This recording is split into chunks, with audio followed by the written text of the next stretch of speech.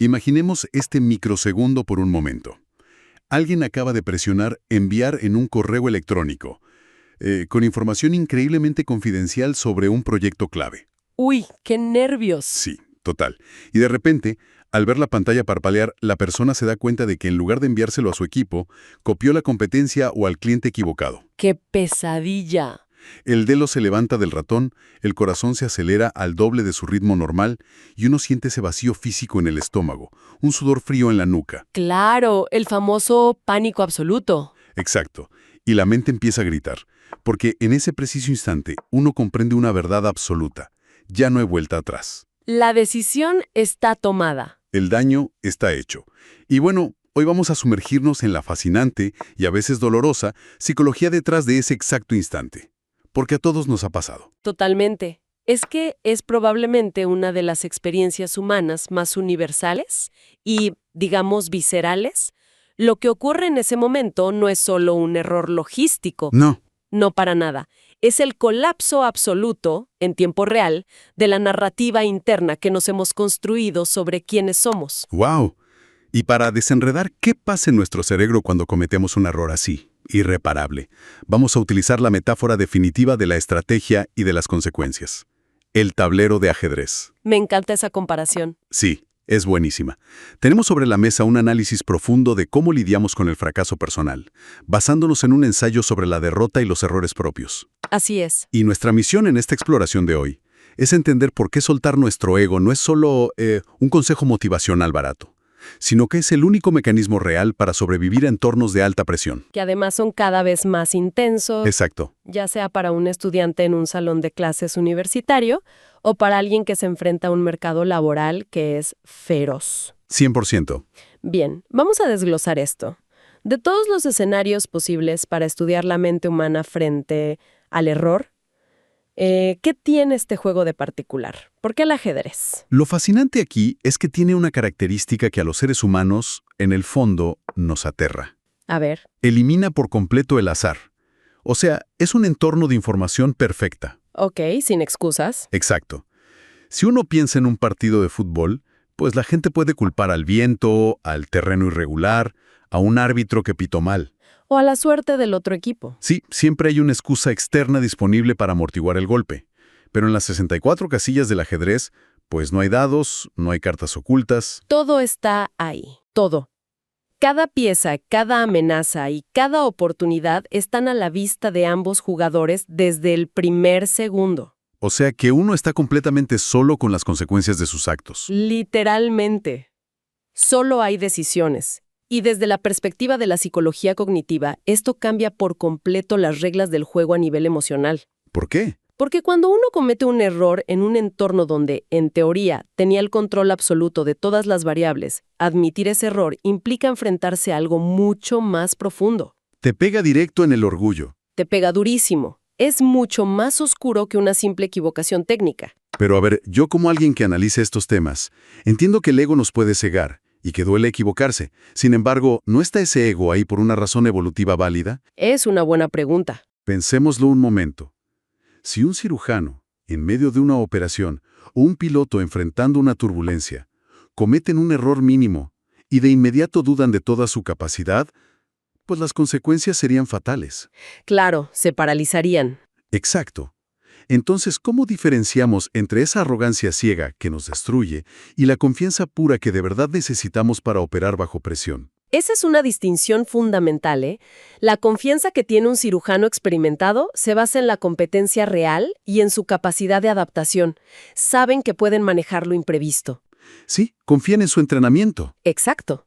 Pero el ego del que estamos hablando aquí, el ego frágil, es distinto. Es una especie de armadura que construimos para proteger nuestra autoimagen. Como una fachada. Tal cual.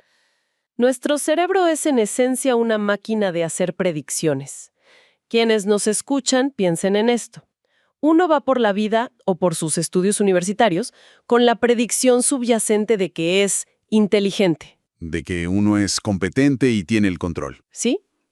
Y cuando haces un movimiento desastroso en el tablero, esa predicción falla catastróficamente. Ouch. Y aquí entra la biología. La amígdala, que es la parte del cerebro encargada de procesar el miedo, pues no siempre distingue entre una amenaza física y una amenaza psicológica. O sea, no distingue entre un león en la sabana persiguiéndote y, no sé, descubrir que no eres tan listo como pensabas. Exactamente. Para la amígdala es lo mismo. Entonces, cuando un estudiante reprueba un examen para el que estudió durante semanas, su cerebro reacciona biológicamente como si lo estuvieran atacando. Literalmente, el ego percibe el error como una amenaza a la identidad. Y ahí es cuando se dispara lo que en psicología llamamos disonancia cognitiva. Ah, ese concepto es clave. Sí, tienes dos ideas chocando en tu cabeza que simplemente no pueden coexistir.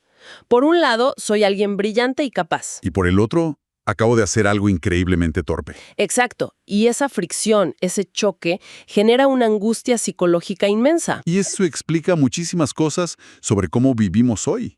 Yo estaba pensando en cómo la vida moderna a menudo se siente, o más bien queremos que se sienta, como un videojuego. 100%. Para quienes crecieron rodeados de tecnología, estamos condicionados a buscar instintivamente el botón de reiniciar. El famoso control Z. Sí. Si algo sale mal en un documento, presionamos control Z.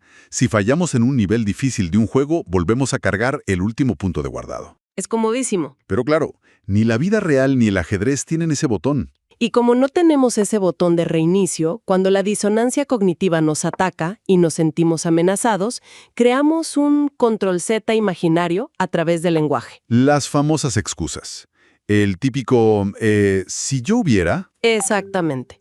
Tratamos de aliviar esa angustia mental inventando realidades alternativas. Nos mentimos a nosotros mismos. Sí, la gente dice cosas como, bueno, si no me hubiera apresurado en esa jugada.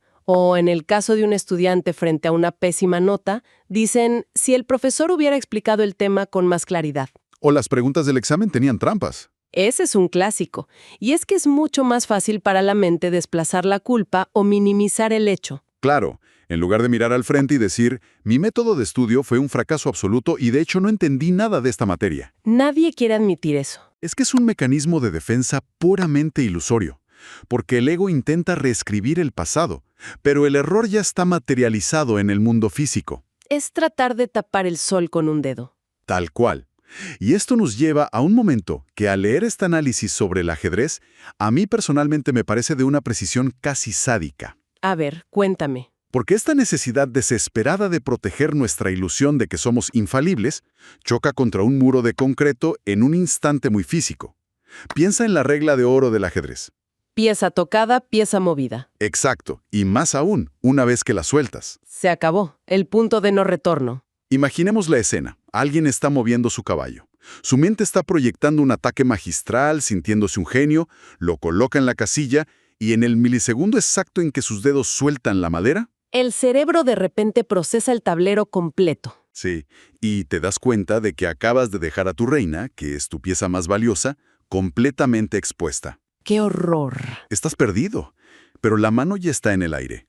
La jugada es definitiva. Es un momento de una vulnerabilidad absoluta, la verdad, porque el conflicto interno estalla antes siquiera de que el oponente haya movido su pieza. Espera, quiero detenernos aquí un segundo, porque creo que hay un cambio de perspectiva enorme en esto que plantea la fuente. Normalmente, uno piensa que lo que nos paraliza es el miedo a perder. Claro, perder la partida o la nota. Ya sea reprobar la materia o que a uno lo despidan por enviar ese correo mal.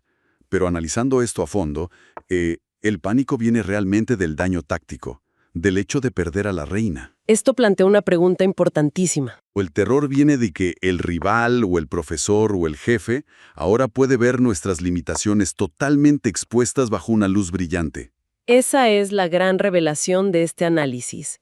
El verdadero dolor rara vez proviene exclusivamente de la pérdida de la ventaja táctica. No es solo perder la pieza. Entonces, ¿qué es? Cuando sueltas la pieza y el oponente levanta la mirada hacia ti, no estás viendo un simple contrincante. Lo que tienes enfrente es un espejo. Un espejo. ¡Wow! Sí, un espejo. Claro, el otro me está obligando a ver la falta de inteligencia o de cálculo que yo quería ocultar a toda costa. O sea, no solo me gana, me expone. Y te expone a ti mismo, que es lo peor. El rival actúa como un reflejo implacable de tu propia limitación cognitiva en ese preciso momento. ¡Qué fuerte! Lo verdaderamente insoportable no es que la posición en el tablero sea matemáticamente peor. Es la imposibilidad de corregir la imagen tuya que acaba de quedar proyectada. Uno deja una prueba tangible. Histórica y pública de tu imperfección. Y a diferencia de esa cultura del control Z que mencionabas antes, las decisiones de alto impacto graban cada movimiento en la estructura misma de la realidad. Es la permanencia. Pensemos en un estudiante. Si en su primer año de universidad alguien decide, por pura terquedad, no tomar las clases de nivelación de matemáticas porque cree que lo sabe todo, Típico error de novato. sí, y ese error no desaparece cuando termine el semestre. Ese vacío fundacional va a teñir y a complicar cada materia de cálculo o física de los siguientes 4 años. La línea temporal ya se bifurcó por su propia mano. Exacto. Tu limitación está documentada en tu historial académico. Y como no podemos viajar en el tiempo para no soltar la pieza de ajedrez, ni podemos hackear los servidores del correo para borrar el mensaje desastroso que mandamos, Ojalá se pudiera. ojalá. Pero como no se puede, la forma en que reaccionamos en los siguientes 10 segundos es lo que define nuestro destino a largo plazo. A ver, profundicemos en eso. Podemos entrar en una negación profunda o podemos elegir la claridad. Pero seamos honestos, la primera reacción de casi todo el mundo siempre es la negación. Y aquí entra otro concepto del texto que me fascina y que se ve todo el tiempo en entornos académicos. Las consecuencias de resistirse a admitir el error. Sí. Cuando nos negamos a ver que la regamos, entramos en una espiral. Yo imagino a ese estudiante que reprueba su primer parcial importante en la carrera. Ajá. En lugar de decir, ok, no sé cómo estudiar este nivel, necesito ir a tutorías, pues su ego se siente herido. Entonces se enoja, se aísla, afirma que el sistema está en su contra. El profesor me odia. Clásico. Y decide que va a estudiar exactamente igual, pero durmiendo 2 horas por noche, tomando litros de café, pánico puro disfrazado de esfuerzo. Lo que estás describiendo es un ejemplo de manual de la falacia del costo hundido y está combinada con un instinto de sobrecompensación agresiva. Sí, y casi siempre termina siendo destructivo.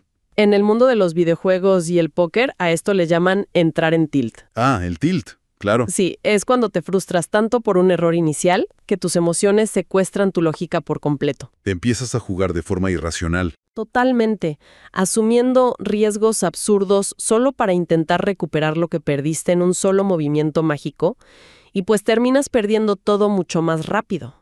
El tilt es la manifestación perfecta del ego negándose a morir. Porque biológicamente y psicológicamente, ¿qué intenta hacer ese estudiante al aislarse y no dormir? Está intentando de manera desesperada validar la decisión original que ya probó ser defectuosa. Cree que si trabaja el triple con el método equivocado, mágicamente el error dejará de ser un error. Sigue jugando en el tablero del pasado. Está desperdiciando recursos valiosísimos, o sea, tiempo, energía, su propia salud mental. Todo en justificar lo injustificable. Todo para evitar el doloroso peaje que cobra la humildad. Pero pongámonos en los zapatos de quien está viviendo eso en carne propia. Frenar esa espiral requiere aceptar de golpe que todo el esfuerzo anterior fue un desperdicio. Sí que ese mes de estudio mal y enfocado no sirvió. Frenar en seco es admitir la derrota total de esa estrategia. Y eso, siendo muy francos, da muchísimo miedo. ¿Cómo da uno ese salto psicológico? No es fácil. ¿Cómo pasamos de ese pánico ciego, de esa caída libre del ego, a lo que la fuente llama una lección de claridad? Requiere una valentía muy particular, porque vivimos en entornos, sobre todo académicos y en el mundo corporativo, que nos venden una ilusión. La ilusión de la perfección. Exacto, la ilusión de que el éxito es una línea recta, ascendente y sin manchas. Pero el verdadero aprendizaje nunca ha estado en evitar el error. Es que es estadísticamente imposible. Totalmente. Si estás haciendo cosas que valen la pena o que te desafían de verdad, evitar equivocarte es imposible. El salto psicológico ocurre cuando te das cuenta de algo crucial. ¿De qué? De que el objetivo no es reescribir el pasado, sino detener la hemorragia en el presente. Wow, es como rendirse ante la realidad. Exactamente. Es una rendición estratégica, cuando en medio del pánico respiras y dices, sí, acabo de perder a mi reina. O sí, reprobé estrepitosamente este examen de cálculo. Ahí ocurre un milagro a nivel cognitivo. La disonancia se apaga. Dejas de gastar el 80% de tu energía cerebral intentando proteger tu ego herido. Claro, dejas de pelear. Y de repente toda esa potencia mental vuelve a estar disponible para el análisis lógico. Tu mente se asienta en la realidad física de lo que tienes enfrente. Este es el nuevo tablero. Es más hostil, es más difícil, pero es real. Es real. Y desde esta nueva configuración, por muy precaria que sea, la pregunta cambia a ¿cuál es el movimiento óptimo ahora? Dejas de pelear contra el fantasma de lo que debió ser. Así es. Y hay que ser muy claros en esto, ¿eh? Admitir el error en el momento no significa que la historia tendrá un final feliz de película. No siempre se gana. A veces el daño de perder la reina es letal y vas a perder la partida. A veces vas a tener que recursar la materia, no hay de otra. Pero la forma en que atraviesas esa pérdida cambia por completo, ¿no? Absolutamente. Ya no eres una víctima irracional arrastrada por el pánico. Te conviertes en un analista objetivo de tus propias limitaciones. El dolor se convierte en datos empíricos. ¿Sabes? Estaba pensando en cuánta energía vital quemamos las personas martirizándonos por decisiones irrevocables. Demasiada. Y aquí es donde siento que toda esta disección del ajedrez rompe las fronteras del tablero y aterriza directo en la sala de nuestra casa, en la oficina o en un aula. Si conectamos esto con el panorama general, todo cobra sentido. Porque al final del día, la vida misma es una secuencia ininterrumpida de piezas que no podemos dejar de soltar. Es la transición de la metáfora a la existencia humana pura y dura. En la vida diaria hay palabras que, una vez que escapan de nuestra boca, en medio de una discusión acalorada, alteran la relación para siempre. No las puedes desdecir. No puedes. Hay carreras universitarias que quizá la gente elige a los 18 años por pura presión familiar o social. Ignorando lo que realmente querían. Sí, y 3 años después, de golpe te das cuenta del error. O esa oportunidad laboral increíble que alguien dejó pasar por el síndrome del impostor, por miedo a no dar la talla. Es súper abrumador detenerse a pensar que nuestro día a día está minado de estos momentos de pieza tocada, pieza movida. Puede dar vértigo. Sí. Pero, paradójicamente, entender esto me resulta increíblemente liberador. Es liberador porque reubica el campo de batalla. Muchas veces creemos que la lucha es contra el profesor estricto o contra el mercado laboral que no contrata sin experiencia. O contra el colega competitivo del trabajo. Exacto. Pero la lección profunda aquí es que la batalla más dura es interna. La derrota más aplastante no ocurre en el tablero exterior. Ocurre dentro de nosotros. En ese espacio silencioso donde sabemos con absoluta certeza que nos equivocamos y aún así elegimos la soberbia por encima de la verdad. Y esto me hace pensar mucho en cómo preparamos a la gente para el futuro. Porque para un estudiante a punto de graduarse, la presión por proyectar una imagen de competencia inquebrantable es asfixiante. Es una armadura de perfección obligatoria. Uno entra a LinkedIn, por ejemplo, y parece que nadie fracasa nunca. Todos son visionarios infalibles que toman decisiones perfectas a los 22 años. Todo es éxito y lecciones inspiradoras. Y eso crea una expectativa tóxica. Pero si llevamos esta lógica de la claridad al mundo del trabajo real, yo me atrevería a decir que intentar ser perfecto es la peor estrategia posible para una carrera larga. Estás tocando el núcleo de lo que realmente buscan las organizaciones maduras hoy en día. A ver. Si una empresa va a contratar a alguien y esa persona jamás admite un fallo, o peor aún, tiene un historial de culpar siempre a los factores externos. Ah, claro. La culpa es de otros departamentos o del mercado. Tienes frente a ti a un riesgo sistémico. El profesional que nunca se equivoca es un mito. O no está tomando ninguna decisión importante, o está mintiendo y escondiendo los errores debajo de la alfombra. Y esconder el error en la oficina, como esconder la pérdida en el ajedrez, pues solo hace que la bomba explote más tarde y con el doble de fuerza. Sin duda. Por eso, estoy convencida de que el activo más invaluable en cualquier equipo no es la infalibilidad, sino la agilidad emocional. Me gusta ese término. Es la capacidad de un analista junior o de un director general para levantar la mano rápidamente y decir, señores, me equivoqué profundamente en estas proyecciones. Y poner las cartas sobre la mesa. Decir, estos fueron mis puntos ciegos, este es el impacto negativo que vamos a absorber y aquí está mi plan de contingencia basado en esta nueva realidad. Eso desarma cualquier crítica destructiva de inmediato. Porque le estás quitando el arma al oponente. No hay nada que ese espejo pueda mostrarte que tú no hayas visto y aceptado primero. Exactamente. Eso es redefinir el éxito. En una cultura que está obsesionada con ganar a toda costa, mantener la fachada se vuelve la prioridad número 1. El éxito real es desarrollar la fortaleza mental para mirar de frente el movimiento que nunca debiste hacer, sin apartar la mirada, sin inventar justificaciones absurdas. Y sin que tu sentido de valor personal se haga pedazos en el proceso. Cuando logras eso, cuando tu propio error ya no te aterroriza, tu ego simplemente pierde su poder sobre ti. Y cuando el ego se retira de la ecuación, lo único que queda es claridad estratégica pura. El dolor que uno siente en el estómago al soltar la pieza ya no es sufrimiento inútil. Se ha transmutado químicamente. Se convierte en conocimiento estructural sobre uno mismo y sobre el entorno. Uno se vuelve infinitamente más peligroso en el buen sentido, más resiliente, porque ya no le tiene miedo a la realidad. Es como si el error dejara de ser un peso muerto de plomo que te arrastra hacia el fondo del océano. Y se convirtiera de repente en la brújula y en el mapa que te guiarán fuera de la tormenta. Es fascinante. Y bueno, creo que este es un punto de llegada perfecto para recapitular el viaje que hemos hecho hoy, en esta exploración. Ha sido un recorrido muy intenso. Sin duda. Comenzamos hablando de ese sudor frío y de la amígdala gritando de pánico al cometer un error irreparable.